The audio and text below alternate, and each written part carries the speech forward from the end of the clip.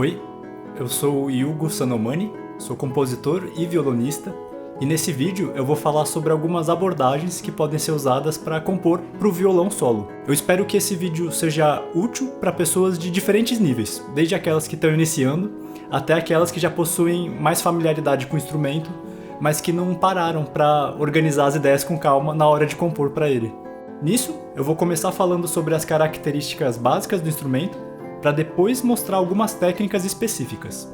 Na sequência, eu vou mostrar também as aplicações dessas técnicas em duas músicas que eu compus para o violão solo. E para quem se interessar, na descrição desse vídeo eu deixei os links para baixar as partituras e as tablaturas dessas duas músicas. Bom, vamos lá! Quais são as características básicas do instrumento? Primeiro, a afinação. As cordas seguem uma lógica em que, olhando de baixo para cima, a gente tem uma primeira corda que é a mais aguda. Conforme a gente vai subindo, as cordas seguintes vão ficando cada vez mais graves. A afinação padrão, contando da corda mais aguda para a corda mais grave, é Mi, Si, Sol, Ré, Lá, Mi. E a cada traste que eu aperto, a altura sobe meio tom. Ai, mas é relevante saber a afinação do instrumento? Sim, é extremamente relevante. Quando a gente vai compor para qualquer instrumento de cordas, como violão, bandolim, violino, viola, violoncelo, etc., saber como funciona a afinação é muito importante. E por quê? Por conta da primeira abordagem que a gente vai ver. Saber aproveitar as cordas soltas do instrumento. Por exemplo, você quer tocar a nota Fá grave, que fica no primeiro traste da sexta corda. Ao mesmo tempo, você quer tocar uma nota Dó aguda da primeira corda. Só que a mão esquerda não é infinita, então não dá para tocar essas duas notas juntas. Porém, se você transpor tudo meio tom abaixo, em lugar do Fá, você vai estar usando a corda Mi solta. Então vai ter a mão livre para tocar a nota aguda.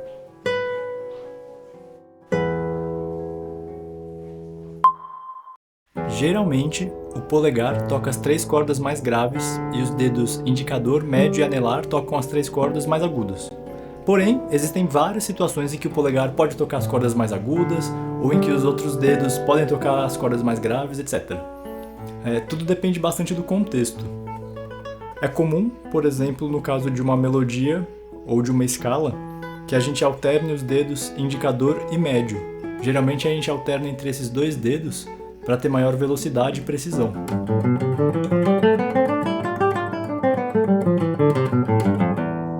E eu poderia fazer a mesma escala só com o polegar também.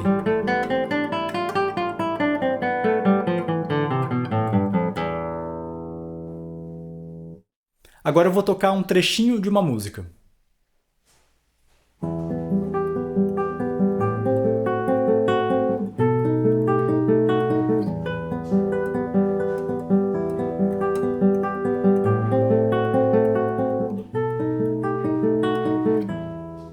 Acontece que essa música usa cordas soltas em vários momentos. Vou colocar para tocar novamente, agora indicando na partitura e na tablatura quais que são as cordas soltas.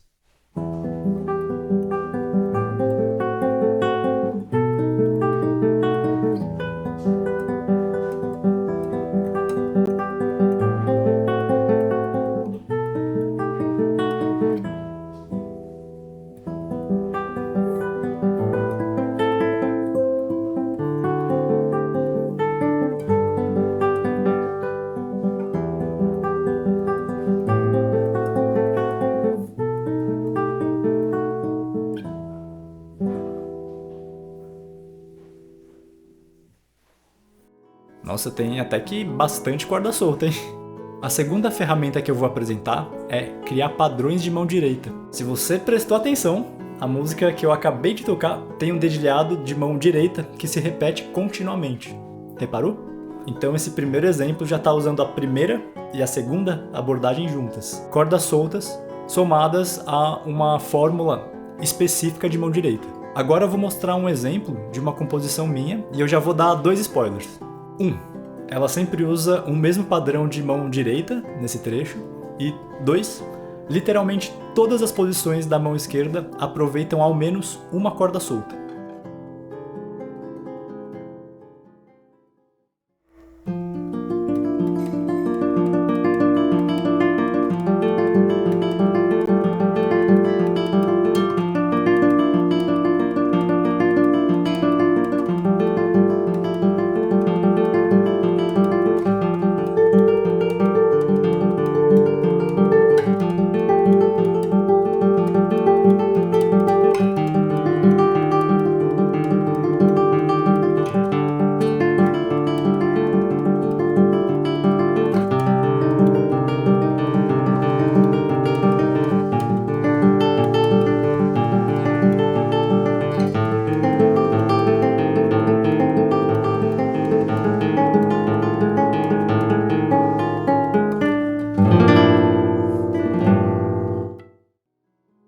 Vale explicar que isso não quer dizer que a gente sempre precisa usar cordas soltas, mas é uma questão importante de se levar em conta quando a gente vai compor para um instrumento de cordas.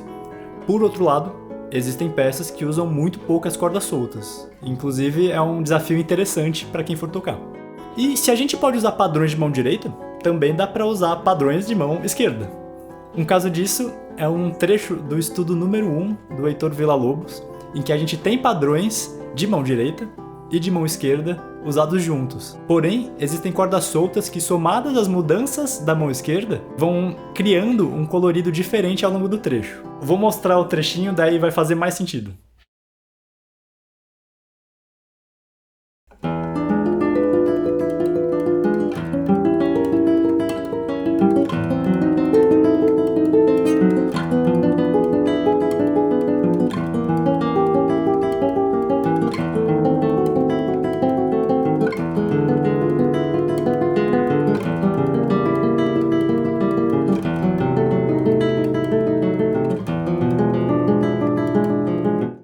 Agora, dialogando com a ideia das cordas soltas, eu vou falar de algo um tanto misterioso, para quem não é dos rolês dos instrumentos de cordas. Harmônicos naturais.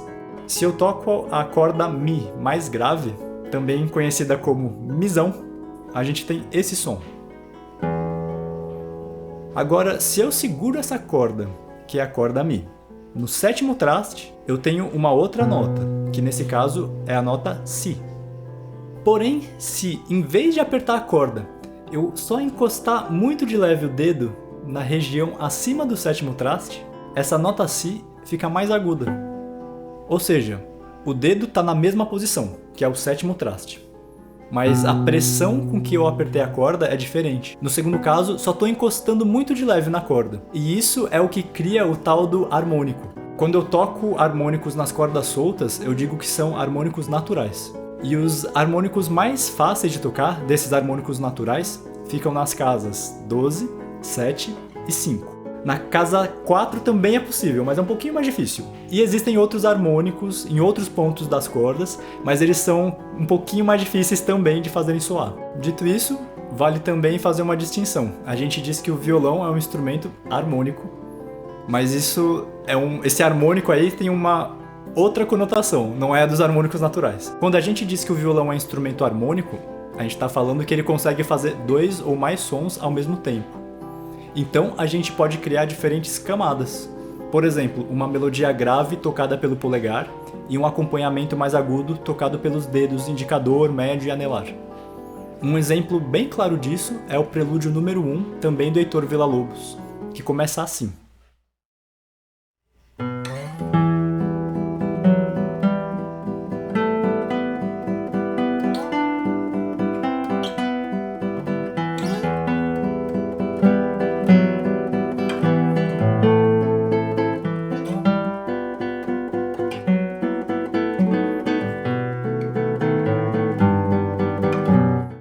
Agora eu vou tocar uma música que compus por uma peça teatral que se chamava Homens Imprudentemente Poéticos e foi baseada no livro homônimo do autor português Walter Hugo Mãe.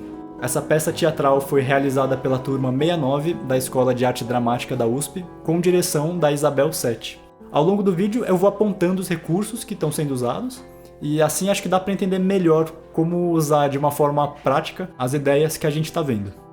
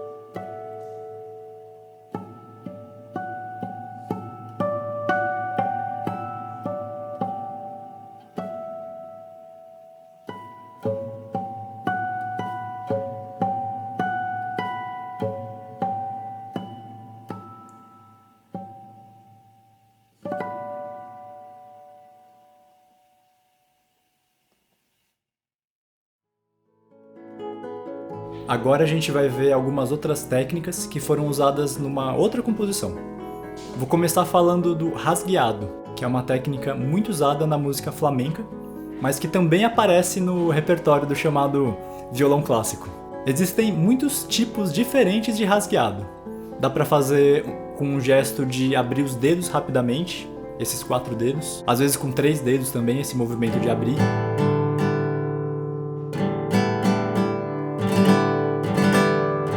Dá para fazer um rasgueado através também de movimentos contínuos, por exemplo, usando os dedos anelar, médio, indicador e polegar.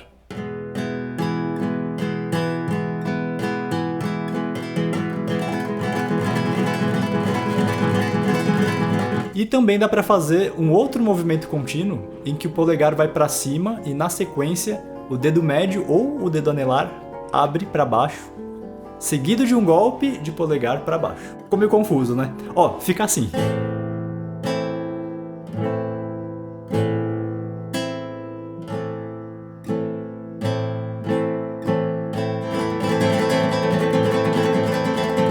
Enfim, tem um monte de tipo de rasgueado diferente. De forma geral, fazer um rasgueado contínuo exige uma boa dose de treino. Uma forma muito prática de treinar e eficiente é iniciar tocando bem devagar e ir aumentando a velocidade gradualmente, tentando deixar sempre o ritmo regular. A gente pode fazer um rasgueado e variar os acordes da mão esquerda, por exemplo. E com isso dá para criar uma melodia na corda mais aguda.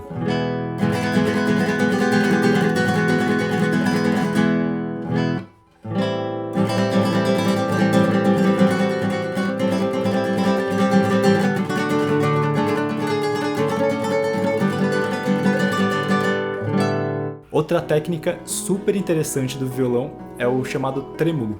Ao tocar uma nota no violão, o som vai ter um ataque e ele vai naturalmente decaindo, assim como no caso de uma harpa, de um piano, etc. Mas e se a gente quiser fazer um som contínuo? Aí entra o trêmulo, uma repetição rápida de uma mesma nota, de modo que o resultado é como uma grande nota longa com uma sonoridade meio rugosa, meio tremida. Um tipo de trêmulo muito usado é o seguinte: toca-se a mesma corda com anelar, médio e indicador. Já o polegar vai tocar as cordas mais graves. E repetindo isso de forma rápida e contínua, a gente cria a seguinte sonoridade.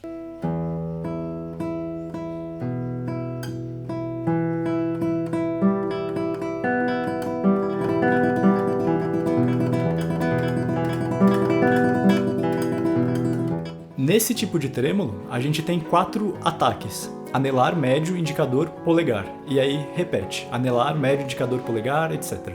Em música flamenca, eu também já vi o trêmulo com 5 golpes, em que o indicador ele toca 2 vezes no mesmo ciclo, ficando assim: indicador, anelar, médio, indicador, polegar.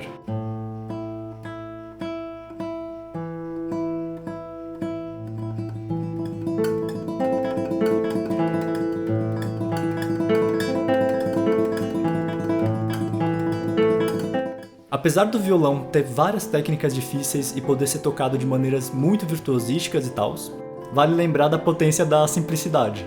Por exemplo, se você está começando a criar intimidade com um instrumento, que tal explorar os acordes que você já aprendeu?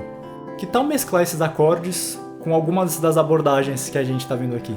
Também dá para mesclar o uso de acordes com linhas melódicas, que é uma coisa bem característica do idioma do violão.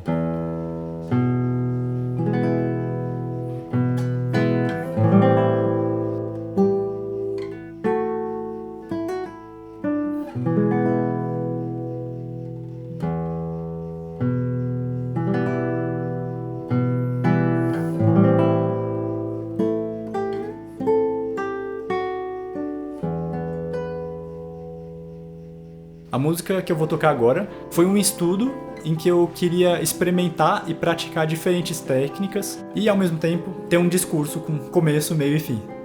Segue agora.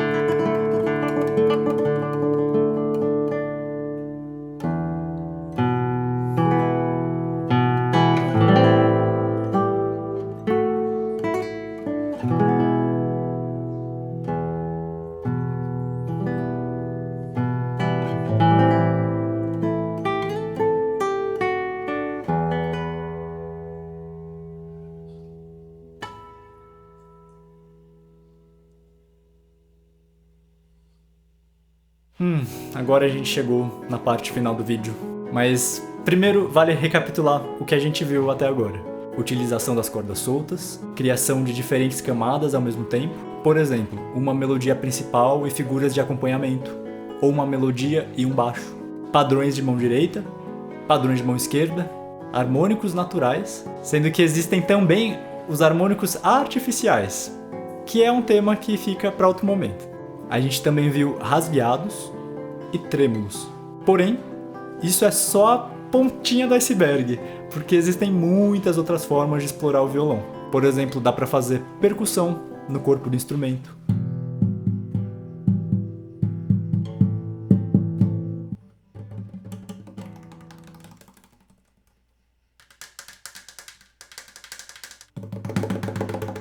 Ou mesclar acordes e percussões.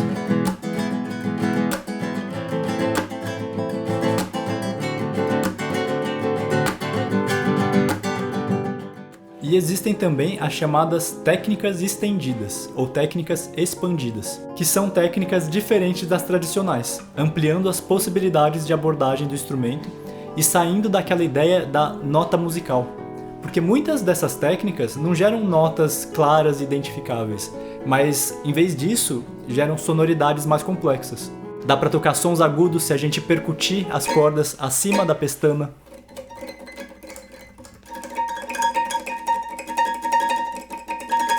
Dá para tocar as cordas com a mão direita no lado oposto à mão esquerda em que a gente toca geralmente, ou seja, inverter o lugar da mão direita.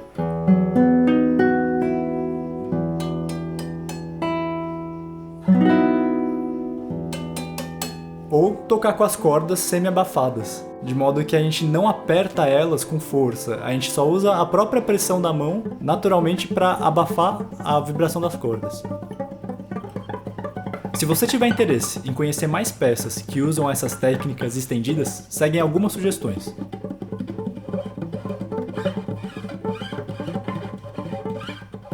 E a gente chegou ao fim do vídeo. Caso você tenha gostado, compartilha com as outras pessoas. E se quiser me seguir no Insta, tá na descrição aqui do vídeo também. E é isso, espero que seja útil para os seus processos criativos. Te desejo boa sorte e ótimas composições musicais para o violão.